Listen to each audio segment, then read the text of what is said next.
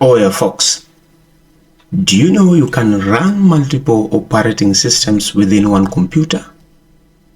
Oh yes, you can. Whether you are in IT, cybersecurity, or you are a penetration tester or an ethical hacker, it is very possible. This is where we introduce virtual machines. Virtual machines, with the help of the hypervisor, can help you run various operating systems or multiple operating systems within one physical computer. That brings us to the topic of today. What are virtual machines? Welcome to Mark Cyber. Of course, my name is Mark, and keep it right at Mark Cyber, where we are going to learn some of the critical information about virtual machines. It doesn't matter whether you are a tech enthusiast, whether you are just a beginner, or whether you are a cybersecurity professional. This is a refresher, and keep it at Mark Cyber. Remember to subscribe, like, share, and comment below this video. Let us know what you think, or what question do you have, or what content do you have to bring for you next time. Having stated that, let's dive deep. We are saying that virtual machines are the foundation for IT and of course cybersecurity. Anyone that is in the IT field, this is not a new topic. Anyone who is in cybersecurity field, this is not a new topic.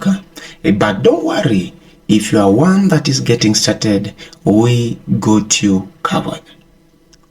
Virtual machines are the foundations of IT and cybersecurity.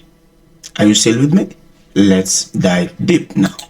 Well, as the world continues to become more digitalized, there is the rise of digital pollution that forces institutions, organizations, whether in banking sector, whether in healthcare, whether in education, to look for cybersecurity professionals, people with experience, knowledge, and capacity to ensure you are protected, your data is safe, and also you stay safe online. No one is safe over the internet, and therefore it is important to be aware of how digital attacks are being facilitated by the black man or by the hackers or by crackers. In this case, this is why we need virtual machines. What are virtual machines? Virtual machines are based on experience and of course based on my interaction with these virtual machines. I consider them as computer in the form of a software. It is a computer in form of a software. What does that mean? This means that the VMs, they behave just like your computer. They just function like your desktop, but they exist in form of softwares. And that's why we are saying that VMs behaves like a computer, but exist as software-defined entity. They exist as software-defined programs. That is why we call them virtual machines. They just operate like your normal computer, with everything the same, with the same resources like the CPU, which is the central processing unit, and of course the RAM, storage, and also they can run operating systems just like your physical computer. All right, now we are saying that virtual machines, these are virtually designed computers. Like in this case, I'm interacting with my physical computer. I have a physical computer, of course, with the one which I'm using to present this to you. This is a physical computer. Now we are saying that these virtual machines, they just function like the physical computer. But now the difference is that the resources that they are using, which we have said include the RAM, the CPU, the hard disk, these are allocated to the virtual machines using a manager. And this manager is called an hypervisor. Take for an example, in any tech company, the IT manager is the one tasked with the responsibility of hiring cybersecurity professionals that best fit the vacant positions. All right. Now, they know all the qualifications that they demand or that they require for that specific job. That is the same thing in this case when we are talking about the hypervisor.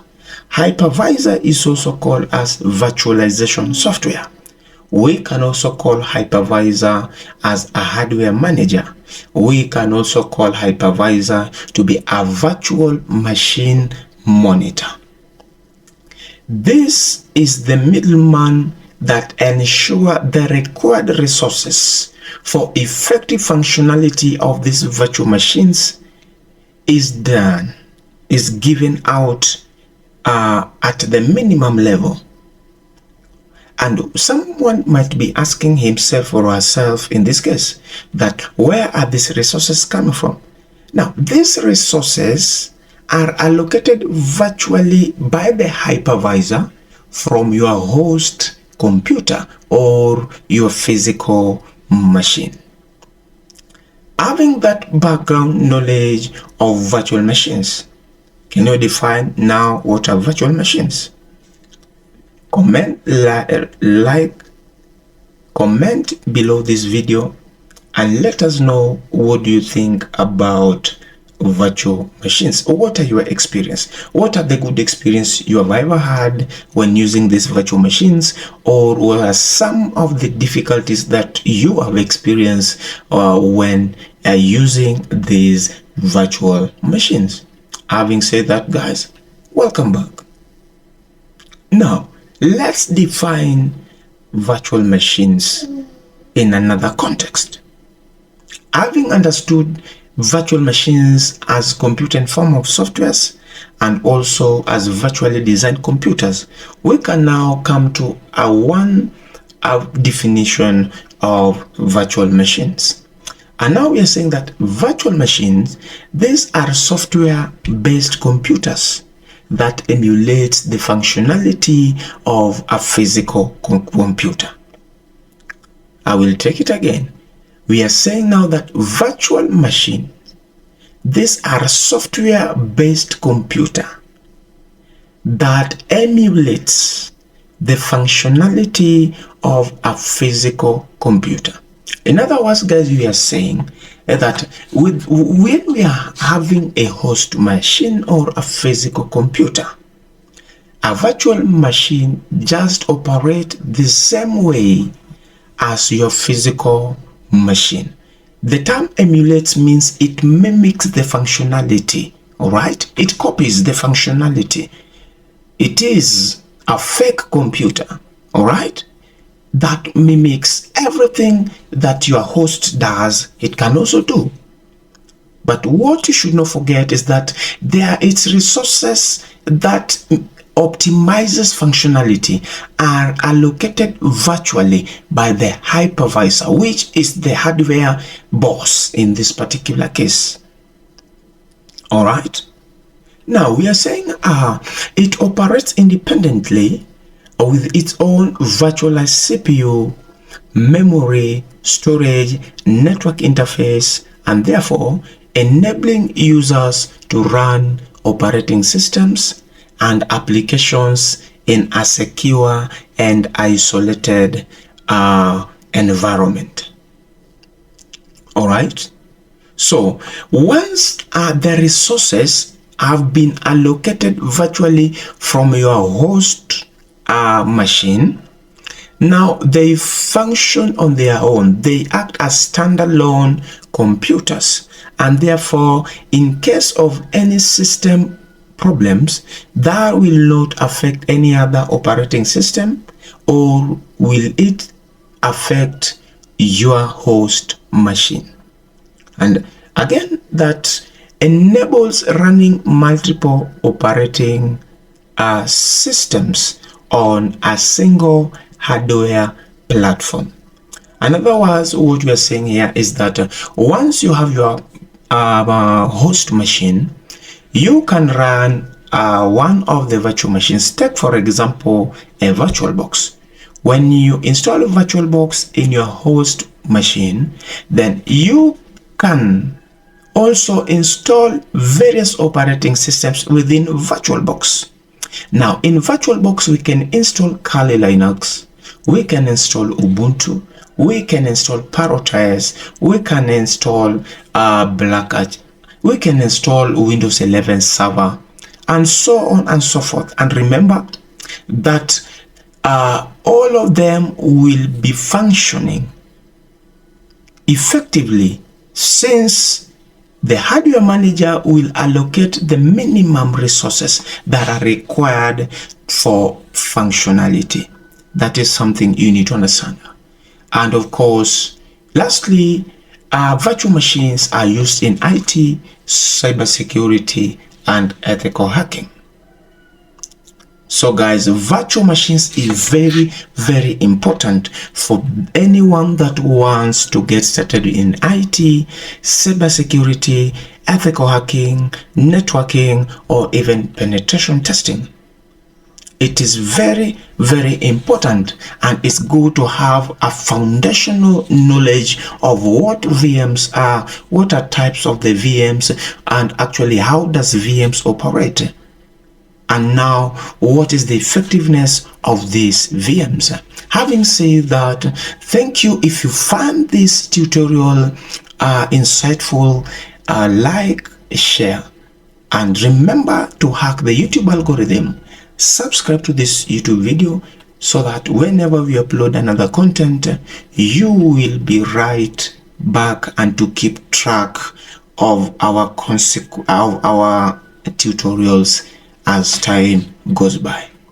Thank you for keeping on with me. My name is Mark, and welcome to Mark's Cyber. See you in the next video.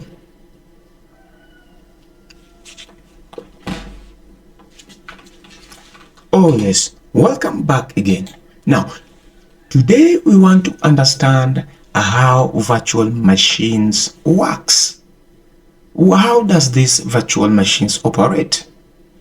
If you remember our last tutorial, we said that virtual machines, they work by creating a software-based version of the physical computer. All right, it is just the same computer that in form of a software that mimics the functionality of a physical computer. And we are saying that this is made possible through the use of hypervisor, which we have said is the hardware manager, is the virtual machine monitor. This is a virtualization software, and this is all the middleman in between that ensures everything functions accordingly. Now, this hypervisor, it acts now as a bridge between the physical hardware and the virtual environment, and that being acting as a bridge is literally, it has a functionality which we have stated before. Now, here is a breakdown on how VMs works or functions. Number one, for VMs to work or to function, you must have a physical computer which acts as the base, or which acts as the host machine. Now, this physical computer, it provides the hardware resources. We have said that before, like CPU, memory, storage, and network. But remember, they are assigned virtually by the hypervisor. Number two, we must have a hypervisor, which is now the virtualization software. This hypervisor is installed on the host machine, all right? Like the VirtualBox hypervisor, it is installed in the host machine, and now it will function to allocate hardware resources, which we have said CPU power, RAM, and storage, to create an isolated virtual environment. Point number 3 that you must take note of is creation of virtual machines.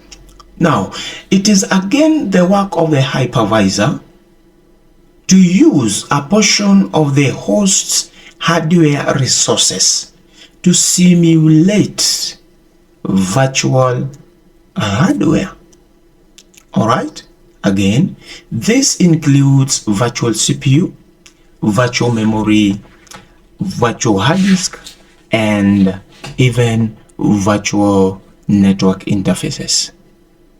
Number 4, installation of operating systems in virtual machines.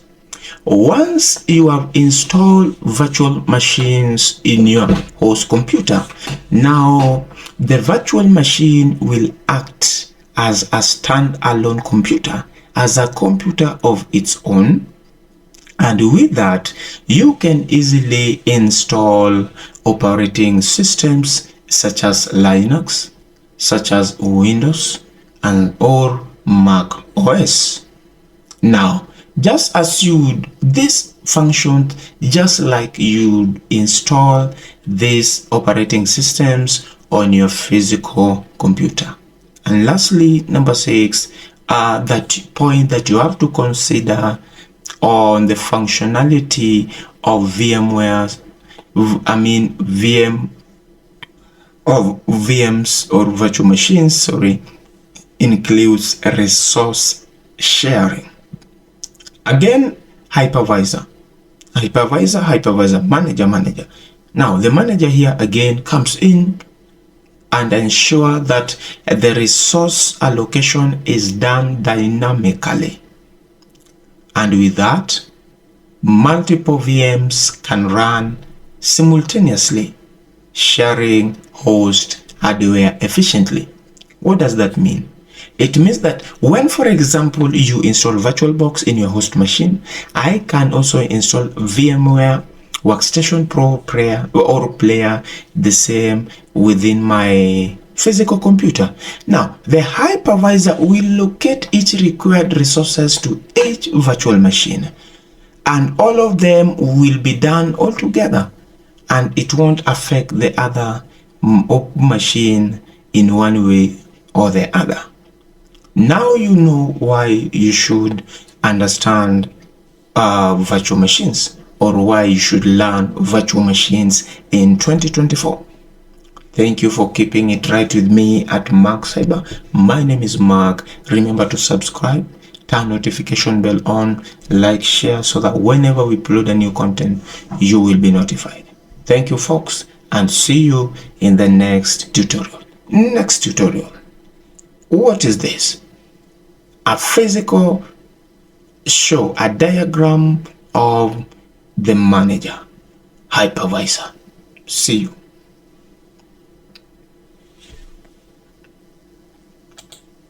Now, as we have explained, much has been said about hypervisor, and this one needs to understand the hypervisor in this case. Now, in this case, a hypervisor, this is a physical demonstration of the hypervisor. As you can see, this literally means there is the hardware or operating system. All right. Now, it is the work of this hypervisor, the manager, to ensure it allocates the required resources, all right, from the hardware to these virtualized operating systems to ensure they function effectively. And remember, this can happen simultaneously. It doesn't mean you power off the other one for another one to function, but all of them can function all together because the manager knows the minimum requirements or what each of these virtualized operating systems needs for them to function effectively. So hypervisor is the man in this case. Without an hypervisor, then there couldn't be an allocation or assignment of the required resources for effective performance of this virtualized operating system. So hypervisor is very, very important. Let's dive deep again to another topic where we are going to discuss now a very, very important topic on the types of virtual machines. There are various types of virtual machines. Number one is the process of virtual machines, and number two is the system virtual machines. Maybe you have interacted with these terms alongside your studies, but you haven't and you haven't understood exactly what do they mean as far as virtualization is concerned, or as far as cybersecurity, IT, networking, and so on is concerned. Don't worry, we are uncovering the world of virtual machines, and today we are understanding types of virtual machines. Once again, the types of virtual machines include process virtual machines, system virtual machines. Those are the two main types of virtual machines. Let's proceed and focus again into process virtual machines. What is a process virtual machine? Well, folks, a process virtual machine is a temporary environment. Okay? Something temporary, it means something that can't last longer, or it can be interfered with, or it can be deleted after being used. In this case, we are saying that a process virtual machine is a temporary environment that allows a single process. A single means only one process to run as an application on the host machine. That is very, very important, and it is self-explanatory. And also, we also call it as a managed runtime environment. Okay? It is known as application VM or managed runtime environment. All right? We are saying the purpose of this type of virtual machine is to create a temporary environment. It means maybe after the course of action has been completed, then it can be deleted, or it can be interfered with in one way or the other. So we are saying that the purpose of this kind of virtual machine is to ensure that you can have a very temporary environment to conduct a single process, or even maybe to test an application. Now, there is something again important about the life cycle. The life cycle of this type of virtual machine, it starts when the app runs and stop when the app closes. It means when you just open that app, then it will start functioning, and when you just stops, the app closes. Very, very important. The key benefit of this type of virtual machine includes it provides a platform, and the platform which it provides is very independent environment. And this independent environment enables applications to run consistently on any platform. Example, a Java virtual machine is a type of process virtual machine. Another one is the common language runtime. These are the two examples of process virtual machines. Now, lastly, process VMs, they often used for running specific applications, especially for the development and for the debugging purposes. Thank you, folks, for tuning in to the Mac Cyber. It is good to see you. Stick around, and thank you so much. Remember to subscribe to this channel, turn notification bell on, and like, share, comment below this video. Let us know what do you think. What content should we come with next time? Bye bye for now. I see you next time, where we will dive deep into the world of system virtual machines as the second type of virtual machines. See you in the next video.